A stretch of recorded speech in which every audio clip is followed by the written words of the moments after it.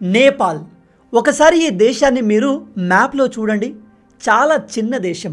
వీళ్ళు చాలా విషయాల్లో మన ఇండియా పైన డిపెండ్ అవుతూ ఉంటారు.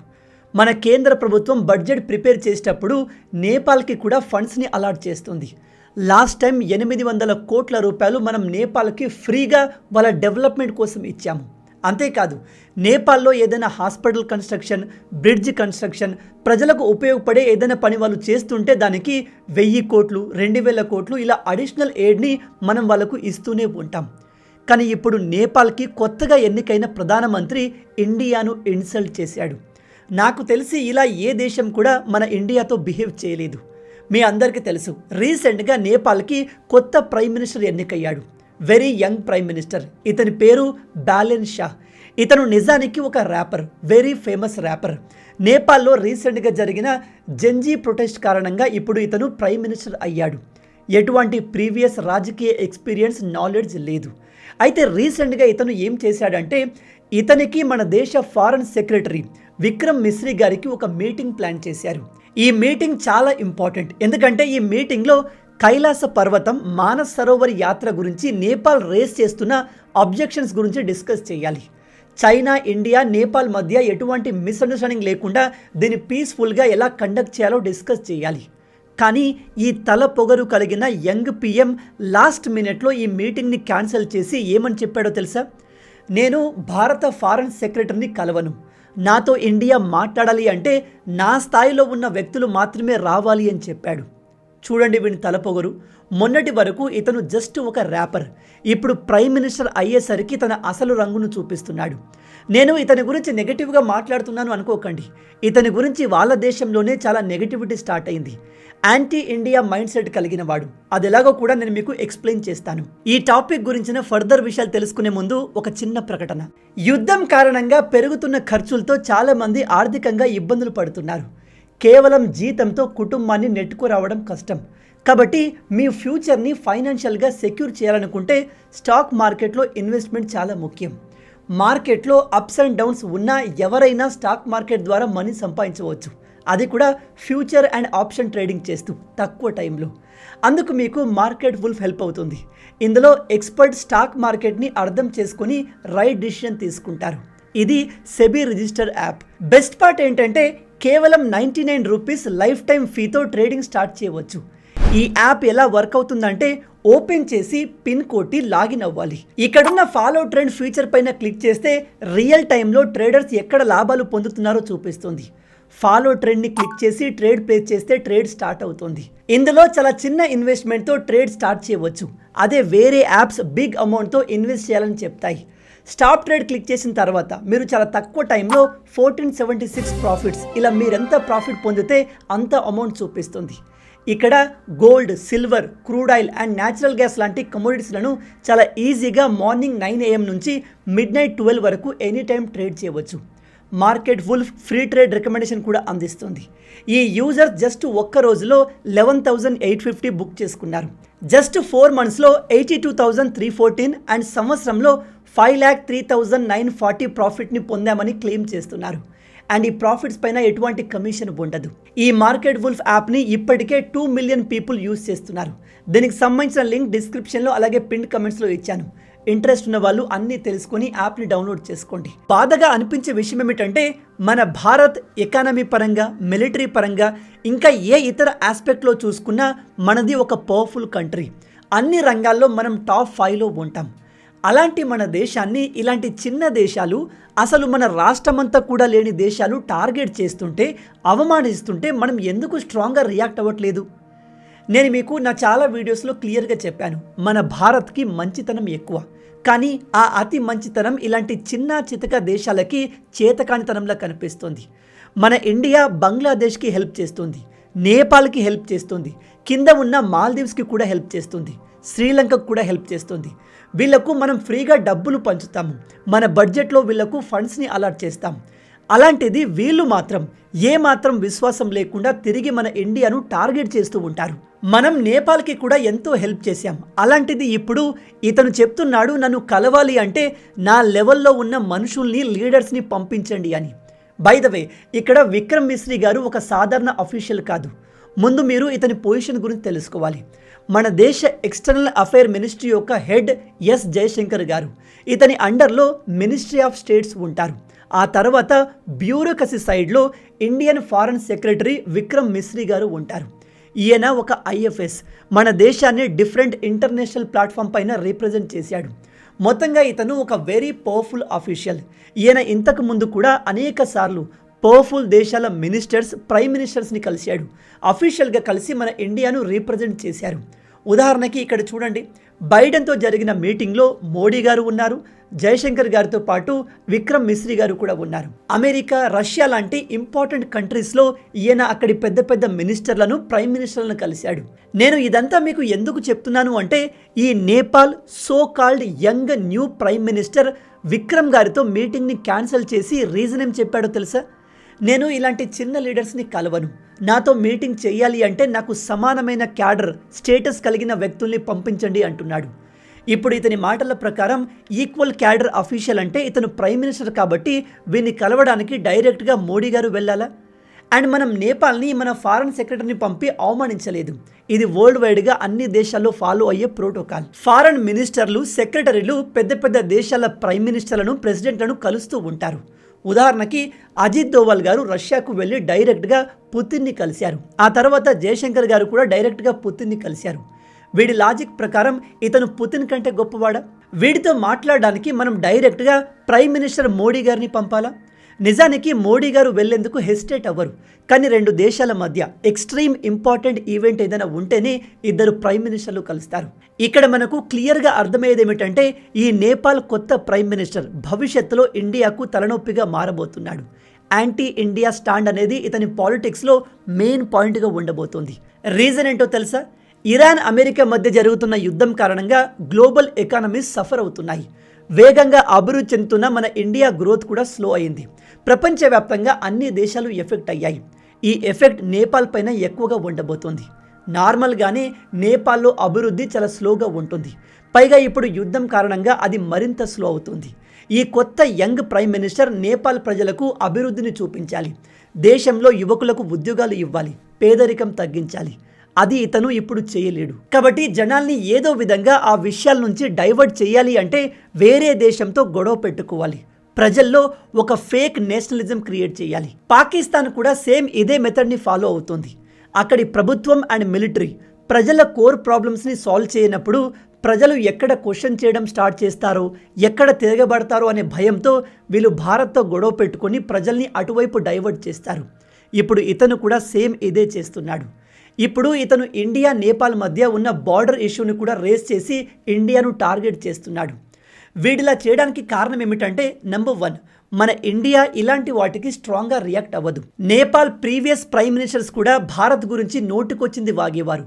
ఈ కేపీ ఓలీ అయితే రాముడు పుట్టింది భారత్లో కాదు నేపాల్లో అంటూ నోటికి వచ్చింది వాగేవాడు.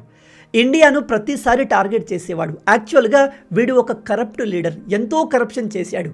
అక్కడి జర్నలిస్టులు, ప్రజలు ఇతని కరప్షన్ గురించి క్వశ్చన్ చేసిన ప్రతిసారి ప్రజల్ని డైవర్ట్ చేయడానికి ఇండియాతో గొడవ పెట్టుకునేవాడు.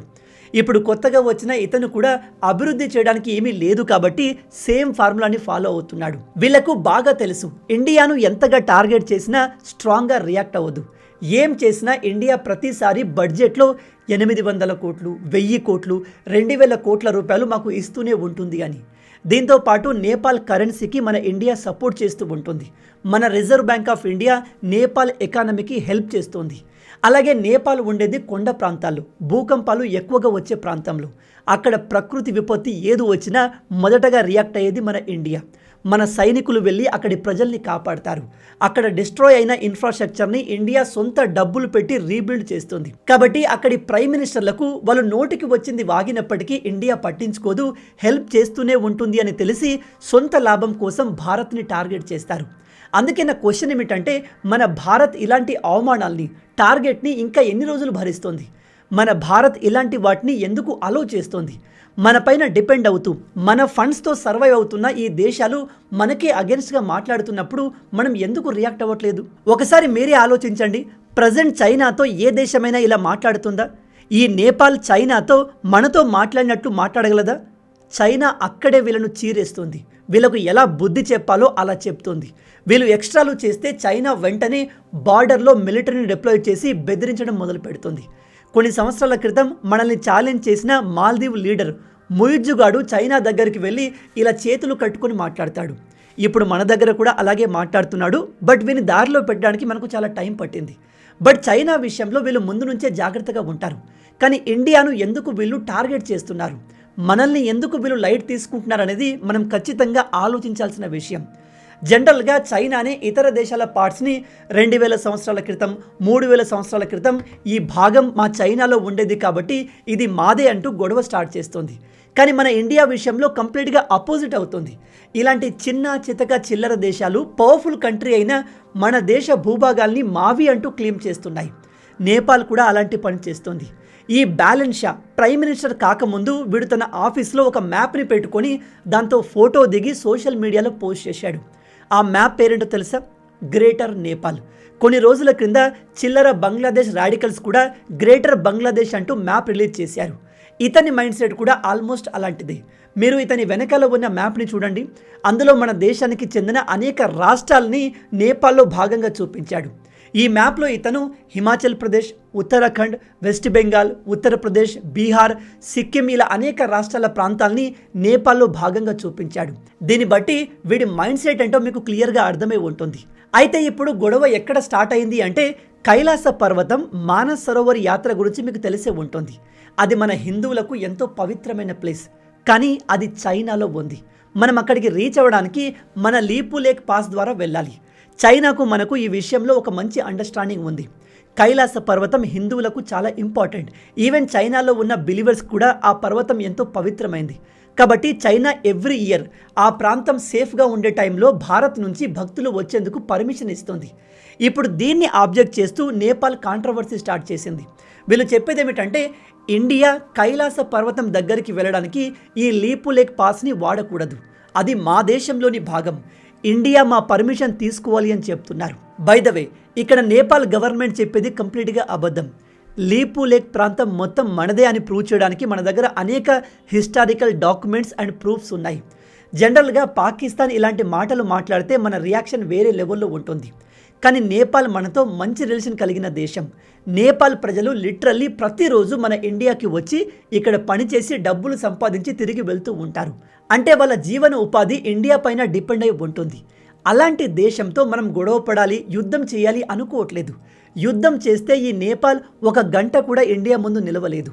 అసలు యుద్ధం అనే ఆప్షన్ని నేపాల్ విషయంలో మన ఇండియా చూస్ చేసుకోదు. ఎందుకంటే మనం నేపాల్ని మన దేశంగా చూసుకుంటాం. ఈవెన్ మన మిలిటరీలో కూడా అనేక మంది నేపాల్ యువకులు పనిచేస్తూ మన దేశానికి సేవ చేస్తున్నారు. అందుకే ఇండియా ఈ బ్యాలెన్స్ గాడు క్రియేట్ చేసిన కాంట్రవర్సీకి రియాక్ట్ అవుతూ లీపు లేక్ పాస్ విషయంలో మీకు ఏదైనా అబ్జెక్షన్ ఉన్నా మేము మీతో కూర్చొని డిస్కస్ చేయడానికి రెడీగా ఉన్నాం. We are ready to talk with Nepal అని ఎంతో పొలైట్గా చెప్పాము. పైగా మనం ఈ లీపు లేక్ పాస్ నుంచి కైలాస మానస్ సరోవర్ యాత్రకి 1954 నుంచి వెళ్తున్నాము. అంతకు ముందు నుంచి కూడా ఈ ప్లేస్ మొత్తం మన కంట్రోల్లోనే ఉంది. అలాంటిది సడన్గా ఒకడు వచ్చి ఇది మా ప్రాంతం, అక్కడి నుంచి ఇండియా వెళ్ళకూడదు అంటే చాలా క్లియర్గా వాడికి యాంటీ ఇండియా ఇంటెన్షన్స్ ఎక్కువగా ఉన్నాయి అని అర్థం. అయితే ఇక్కడ ప్రాబ్లం నేపాల్ కాదు, మన రియాక్షన్. మన ఇండియా మిలిటరీ పరంగా, ఎకానమీ పరంగా, ఈవెన్ మ్యానుఫ్యాక్చరింగ్ రంగంలో కూడా టాప్ 5లో ఉంటుంది. అలాంటిది మనం ఎందుకు ఒక సాఫ్ట్ స్టేట్గా ఉంటున్నాము? మనం ఎందుకు చైనా లాగా రియాక్ట్ అవ్వట్లేదు? ఇలా ఎందుకు చెప్తున్నాను అంటే ఈ కాలంలో అతి మంచితనాన్ని చేతకానితనంలా చూస్తారు. మనం ఎవరితో వెళ్ళి గొడవ పడము. ఎవరైనా వచ్చి మనతో గొడవ పడితే ముందు సాఫ్ట్గా మాట్లాడి రిజాల్వ్ చేసే ప్రయత్నం చేస్తాము. ఆ తర్వాత ఇక తప్పదు అన్నప్పుడే మనం పవర్ని ఉపయోగిస్తాం. ఈ పాకిస్తాన్ ఎంతటి నీచపు దేశమో మీ అందరికీ తెలుసు. కాబట్టి వాళ్ళ విషయంలో మనం డైరెక్ట్గా అగ్రెసివ్ అవుతాము. కొన్నిసార్లు మనం పాకిస్తాన్తో కూడా సాఫ్ట్గా మాట్లాడే ప్రయత్నం చేశాము. దీనికి బెస్ట్ ఎగ్జాంపుల్ బంగ్లాదేశ్ వాటర్ విషయంలో, ఫ్యూయల్ విషయంలో, ఎలక్ట్రిసిటీ విషయంలో ప్యూర్లీ మన ఇండియా పైన డిపెండ్ అవుతుంది. మన ఇండియా బంగ్లాదేశ్తో ఉన్న టైస్ అన్నిటినీ బ్రేక్ చేస్తే అక్కడి ప్రజలు ఉపాధి లేక, తినడానికి తిండి లేక అల్లాడిపోతారు. ఆ విషయం తెలిసి కూడా వాళ్ళు డైరెక్ట్గా మన ఇండియాను ఛాలెంజ్ చేస్తున్నారు. ఈ మొహమ్మద్ యూనస్ గాడు పవర్లో ఉన్న టైంలో మనం వీళ్ళ నుంచి ఎన్ని మాటలు పడాల్సి వచ్చింది. కొంతమంది చిల్లరగాలు అయితే భారత్లో ఉన్న నార్త్ ఈస్ట్ రాష్ట్రాలన్నింటినీ మేము ఆక్యుపై చేస్తాము అని చెప్తున్నారు. ఈవెన్ ఇప్పుడు కూడా ఇల్లీగల్ ఇమిగ్రెంట్ విషయంలో బంగ్లాదేశ్ కోఆపరేట్ చేసేలా కనిపించట్లేదు. వాళ్ళు తమ సొంత ప్రజల్ని తిరిగి తీసుకోవాలి అనుకోవట్లేదు. నేపాల్ లాంటి దేశం, బంగ్లాదేశ్ లాంటి దేశం మన ఇండియాను బెదిరిస్తూ మన ప్రాంతాల్ని క్లెయిమ్ చేస్తున్నాయి. అయినా కూడా మనం వీళ్ళతో సాఫ్ట్గా ఉంటే నిజంగా మనది మంచితనం కాదు, చేతకానితనం అవుతుంది. ఇండియా చైనా లాగా అగ్రెసివ్గా రియాక్ట్ అవ్వడం నేర్చుకోవాలి. ఈ కాలంలో కేవలం రెస్పెక్ట్తో పని అవ్వదు. మనమంటే ఇతరుల్లో భయం కూడా ఉండాలి. మనం దాదాగిరి చేయాలి అనుకోవట్లేదు, కానీ అనవసరంగా మన జోలికి వస్తే వాళ్ళ పరిస్థితి ఏమవుతుందో మనం చూపించాలి. అప్పుడు కానీ వీళ్ళు ఇండియా పట్ల తమ బిహేవియర్ని మార్చరు. నేను ఇక్కడ ఇండియా డైరెక్ట్గా మిలిటరీ యూజ్ చేయాలి అని చెప్పట్లేదు. వీళ్ళను పనిష్ చేయడానికి మన దగ్గర వేరియస్ ఆప్షన్స్ ఉన్నాయి. రీసెంట్గా బంగ్లాదేశ్లో పెట్రోల్ డీజిల్ షార్టేజ్ ఏర్పడితే వాళ్ళు మనల్ని రిక్వెస్ట్ చేశారు. ఇండియా వాళ్ళకు ఈ విషయంలో హెల్ప్ చేసింది. సేమ్ నేపాల్ విషయంలో కూడా వాళ్ళు అనేక విషయాల్లో మనపైన డిపెండ్ అయి ఉన్నారు. కాబట్టి మనం అతి మంచితనానికి వెళ్లకుండా వీళ్ళలో ఖచ్చితంగా భయాన్ని క్రియేట్ చేయాలి. నోటికి వచ్చినట్టుగా మాట్లాడితే పడడానికి ఇండియా పాతలా లేదు. దానికి తగ్గ రెస్పాన్స్ ఇండియా ఇస్తుంది అనే భయం వీళ్ళలో ఉండాలి. ఇండియా ఒక సాఫ్ట్ కంట్రీ, ఎంత టార్గెట్ చేసినా ఏమన్నా రియాక్ట్ అవ్వదు అనే పర్సెప్షన్ వీళ్ళలో ఉండకూడదు. బై ద వే, ఈ బ్యాలెన్స్ షా ఈ విషయంలోనే కాదు, ఇంకా చాలా విషయాల్లో భారత్ని టార్గెట్ చేయబోతున్నాడు. ఇతను ఇండియాకు అగెన్స్ట్గా ఇంతకు ముందు ఉన్నాడు, ఇప్పుడు ఉన్నాడు, భవిష్యత్తులో కూడా ఉండబోతున్నాడు. ఇతన్ని ఎక్స్పోజ్ చేస్తూ మీకు ఒక డెడికేటెడ్ వీడియో కావాలి అంటే కింద కామెంట్లో చెప్పండి, ఖచ్చితంగా త్వరలోనే ప్లాన్ చేస్తాను. ఇతను ఇప్పుడు తనను ఎన్నుకున్న జెన్జీకి అగెన్స్ట్గా మారాడు. ఒక రకంగా వీడు డిక్టేటర్ లాగా మారే అవకాశాలు కనిపిస్తున్నాయి. ఈ హోల్ సిచ్యువేషన్ గురించి మీరేమనుకుంటున్నారు? మనపైన డిపెండ్ అయి బతుకుతున్న ఈ చిన్న చితక దేశాలు మనకే సవాల్ విసురుతుంటే మనం ఏ విధంగా రియాక్ట్ అయితే బాగుంటుంది? బై ద వే, మనం ఇక్కడ ఆ దేశాల లీడర్స్ గురించి మాత్రమే మాట్లాడుతున్నాము. అక్కడి ప్రజల్ని హేట్ చేయకూడదు, దేశం మొత్తాన్ని హేట్ చేయకూడదు. ఎందుకంటే అక్కడి ప్రజలకు ఇండియా వాల్యూ ఏంటో బాగా తెలుసు. కానీ మనం రియాక్ట్ కాకపోతే అక్కడి లీడర్స్ ప్రజల్ని కూడా యాంటీ ఇండియాగా మార్చేస్తారు. బంగ్లాదేశ్లో అదే జరిగింది. ముందు అక్కడి లీడర్స్ యాంటీ ఇండియాగా మారారు అండ్ వాళ్ళు నోటికి వచ్చినట్టుగా వాగి ప్రజల్ని కూడా యాంటీ ఇండియాగా మార్చేశారు. బంగ్లాదేశ్లో ఇప్పుడు వరదలు వచ్చినా కూడా అది ఇండియా వల్లే వచ్చింది అనే పర్సెప్షన్లో అక్కడి ప్రజలు ఉన్నారు. అంటే వాళ్ళు ఎటువంటి రీజన్ లేకుండా ఇండియాను హేట్ చేస్తారు. అది చాలా డేంజరస్. ఇండియా రియాక్ట్ అయ్యే విధానాన్ని మార్చాలా లేదా? మన ఇండియా కూడా చైనా లాగా అగ్రెసివ్గా రియాక్ట్ అవ్వాలా లేదా? దీన్ని ఏ విధంగా డీల్ చేస్తే బాగుంటుంది? మీ ఆలోచనల్ని కింద కామెంట్లో చెప్పండి. ఈ మార్కెట్ వుల్ఫ్ యాప్ని ఇప్పటికే more than 2 million users use చేస్తున్నారు. దీనికి సంబంధించిన లింక్ డిస్క్రిప్షన్లో అలాగే పిన్ కమెంట్లో ఇచ్చాను. ఇంట్రెస్ట్ ఉన్న వాళ్ళు ఇప్పుడే యాప్ని డౌన్లోడ్ చేసుకోండి. మొత్తంగా ఇవే ఈ వీడియోకి సంబంధించిన పూర్తి విషయాలు. ఈ వీడియో మీకు నచ్చింది అనుకుంటున్నాను. నచ్చితే అలా ఊరికే చూసి వెళ్ళిపోకుండా వీడియోని లైక్ చేసి మన ఛానల్ని సబ్స్క్రైబ్ చేసుకోండి. రాబోయే వీడియోలో ఇంకో ఇంట్రెస్టింగ్ టాపిక్తో మళ్ళీ కలుద్దాం. అంటిల్ దెన్, జై హింద్, జై భారత్, భారత్ మాతాకి జై.